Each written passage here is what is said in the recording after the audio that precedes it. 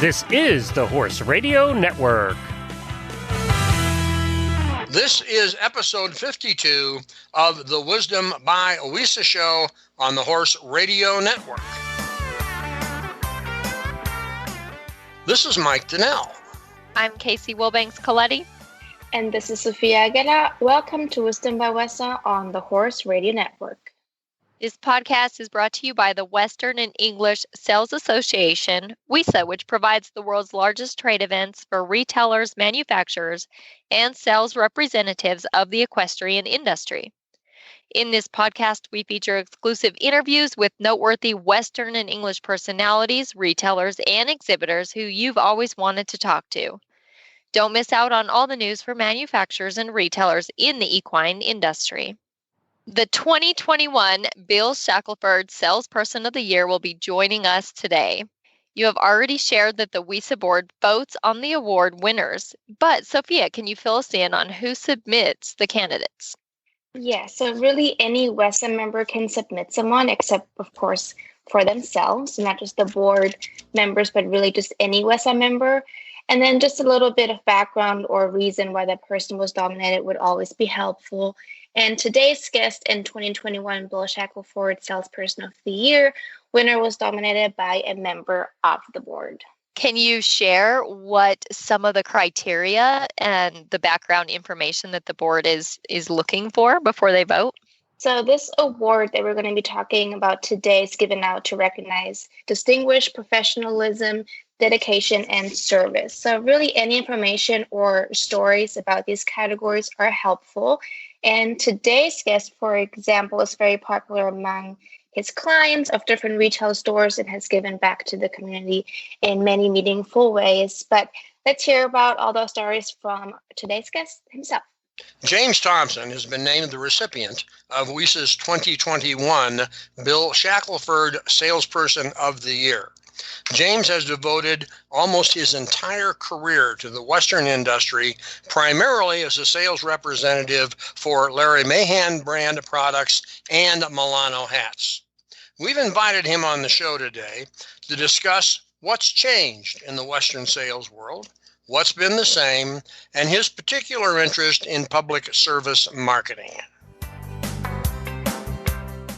Mr. James Thompson, thanks so much for joining us on the Wisdom by WESA show, and congratulations to being awarded the 2021 Bill Shackelford Salesperson of the Year by WESA. Well, thank you. I appreciate that. I appreciate you having me on your show. It's great to have you on. Obviously, you've got a lot of sales skills. I'd like to ask a couple of questions to start because I know you've been in this business for a long time. Question number one, from the time you started in the 70s to dealing with today's issues, and we'll set COVID aside for a second question, what's changed in selling in the Western marketplace since you started in the 70s? Well, in the 70s, anything you had that was any type of Western goods was hot. And I was in the boot business. I mean, everybody was selling boots and having fun with it. We were doing more women's boots than men's, actually, when most of the boot companies were doing just the opposite.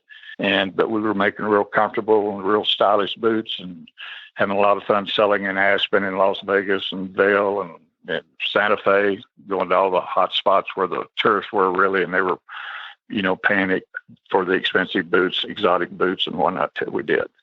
But the urban cowboy thing had started at that time, and so from feather hat bands to stuff that you don't want to talk about to really neat, cool stuff. And over the years, I found out this is you go through those periods, and it never has been that strong since the 70s and early 80s, but you go through those periods, and then it seems like it shuts down for a little while.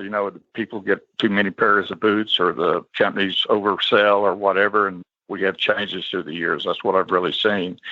And then over the years, because everybody thought the Western wear business was big companies came in and started buying up the good Western stores and making it into one, and then they would get too big or get too over too much liability and go out of business. So as time went on, the Western stores kind of started dwindling, and you saw more farm stores coming in, and they started selling, the less expensive Western wear stuff. And to this point, it never did recover after the 80s as far as the big time Western stores, because these conglomerates would keep coming in and buying up the good stores, and then 3 or 4 years later, something would happen, they would be gone, and the stores didn't come back. And how I've survived, and luckily, when the Hispanics started coming in real strong, and they started putting in their stores, and they usually buy most of their boots and that type of product out of Mexico. But I had a hat line. They were always buying Stetson hats, and we had a hat line that Mr. Milano had developed, Milano Hat Company, and he catered to the Mexicans, and they wanted that Larry Maha, which means Larry Mahan and things. but that's what kept me going. And if it hadn't been for them, I'd probably be doing something else, because there's just not that many good Western stores that buy a lot of quality stuff. There's a lot of farm stores and stores that buy less expensive merchandise, but we've got some hats that are, $2,000. So not a whole lot of people can afford it, but the Mexicans, they want the better boots and the better hats. And that's really helped me a lot. And that's how I stayed in it. And that's what's changed over the years. And thank goodness for them, because they buy a lot more than the Western stores ever did. And I still sell Western stores are better stores, but they buy from a lot of other people, and a lot of other, like Stetson, Resistol, American, and whatnot. And the Mexican store is pretty much by Larry Mahan. So that's really helped me tremendously. Now they're buying Justin and Tony Lama. We also do those hats. But that's what I've seen change. What's happened in the last 6 months, if anything, due to the pandemic, has changed the way that you go to market and has changed the way that your customers go to market? Well, January is always our kickoff at the market that's been here in Denver for years. And that's where we started, and we had a very good market in January. And then in March, the virus hit, and February, I guess into February, first part of March, it hit. And as everything shut down, for quite some time, and we kind of had to wait it out a little bit. Financially, the same stores that I do the most business now the mom and pop Western stores, some of them didn't close in Montana and Oklahoma and even in Wyoming, but people pretty much quit buying there for a while, and they stayed open. And what they did sell a lot of was work boots and gloves and that type of stuff, because they were essentials, and some of them could stay open, but they just barely paid the minimum, they keep their lights on or whatever. And the Mexican stores, most of them did close, but then they started opening back up. They all carry work boots and whatnot too. And the good thing about them, a lot of them, the Mexican stores, all their merchandise is paid for. They don't have, there's just few that aren't, but most of the ones I deal with, they're in pretty good shape financially, so they can pretty much wait it out, and they've opened back up. And everybody is still slow compared to what it was prior to March, but it's picking back up, and you see a little bit, you see it getting better all the time. So we just have to hang in there like everybody else is doing. Great. Casey, hop in here. Well, I'm sitting here and listening. Of course, I'm a woman that loves fashion. I love the Western fashion too. But when I think of the 70s and I think of Larry Mahan, I go back to the history at Madison Square Garden and the fact that there's not a lot of cowboys that were there, and not just a great cowboy, but were in the fashion industry back then, right there in New York City. And there's a very neat article online from the New York Times from September of 1975, and it talks about him bringing, the Western way of life out to the East, and how at that time he really thought it would catch on. And I guess my question to you is, how neat is that to have that history? Because even though it was in the 70s, fashion evolves and fashion always comes back around and things of that nature. But to have that history from a cowboy that knows, a man that knows with that Western attire. Well, I was very lucky when we first started. First time I even met Larry Mahan, he had started a little shirt line from a fashion company out of California, they had started, and in the line the previous season was in the Western style with the yokes and whatnot, and didn't retail at all. And somebody had taken some pictures of Larry. He was a world champion cowboy at that time, and had taken some pictures of Larry coming out of the chute, on a bucking horse or a bull, and blew those up and made posters out of them. And at that time, there was these jean shops that were just going crazy. This was before the cowboy thing yet. And they put these posters in all these jean shops, and all of a sudden, the idea got, well, let's make a shirt line for him. And so they were fashion shirts, and they took the buttons off and put snaps on them, and made long tails instead of the short ones. And the first market we had in Dallas, they did over $1 million. I mean, with 12 styles of shirts. It's amazing. And I'm not saying we shipped them all. And I mean, the people were standing there writing their own orders, and we said, I think the most expensive shirt wholesale was $29.50 or something like that. Not even $30. Sure. And for example, a little account here in Denver that had nothing but anything but A-Spar-C, which is a poly cotton expensive shirt, but never had anything but that in their store. They sent their buyer down to Dallas for that market. He bought $65,000 at wholesale in those shirts. God. And they ran a little ad that was about 3 inches tall that Larry was going to be at the store when we shipped them. And that's the first time I met Larry. And I'm thinking, who's going to see that ad? And it wasn't even an ad. It's just a column. And there was people standing outside the store to get in. and it went from there. We felt like rock stars for about 10 years there. And I was a lot younger. Yeah. The stories you must have. But it was fun. It was so much fun.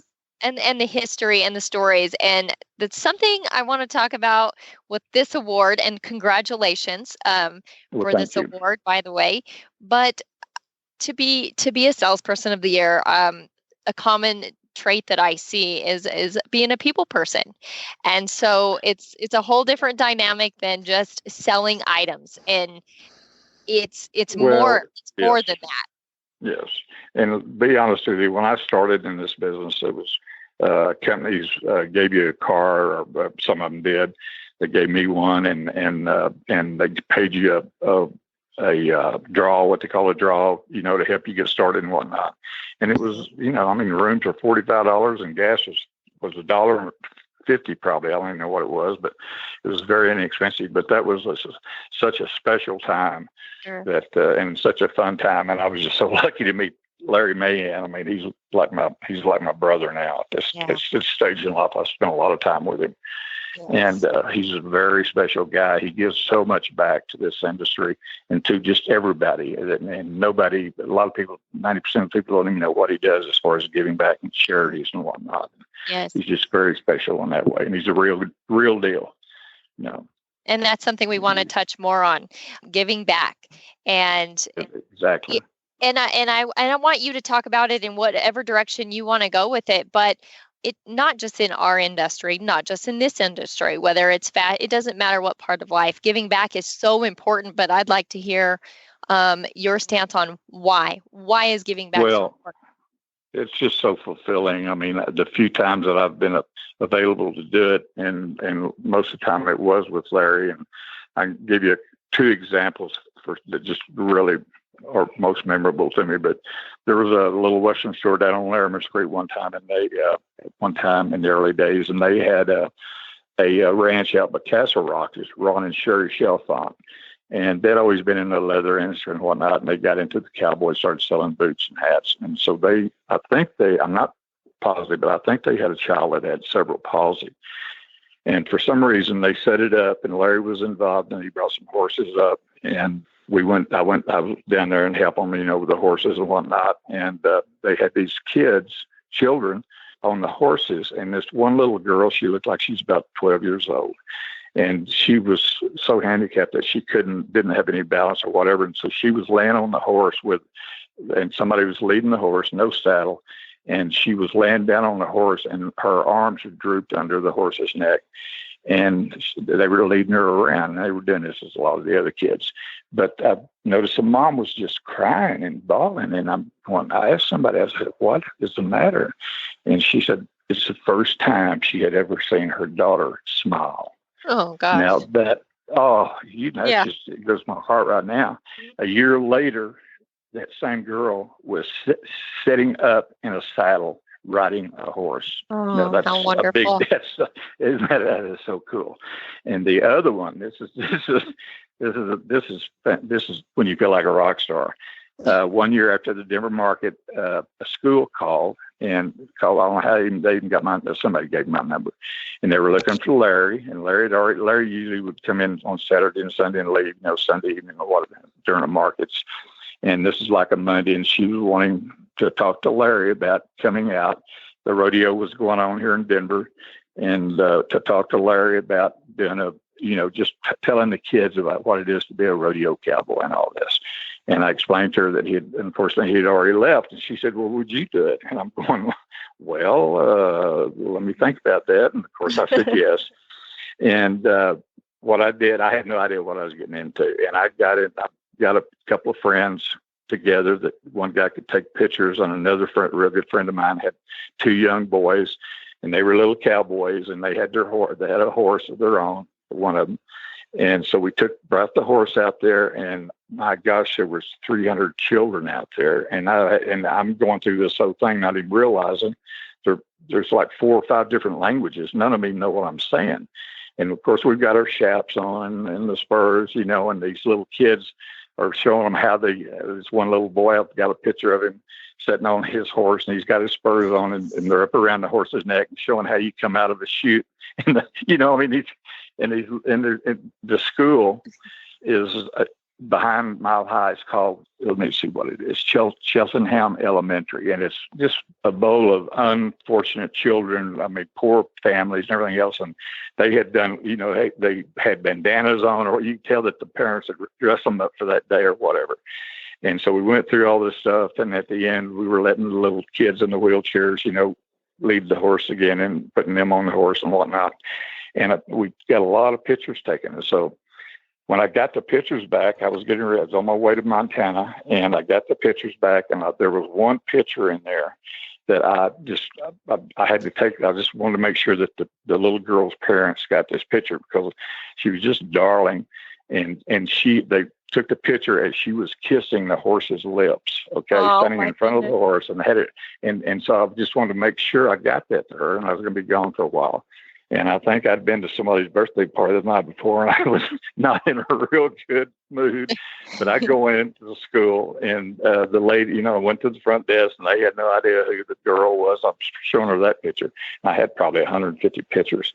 And but she said they're all in the cafeteria right now. She said the women that, that at the register, they know them all. So go in there right now. So I went in there. Here's all these kids.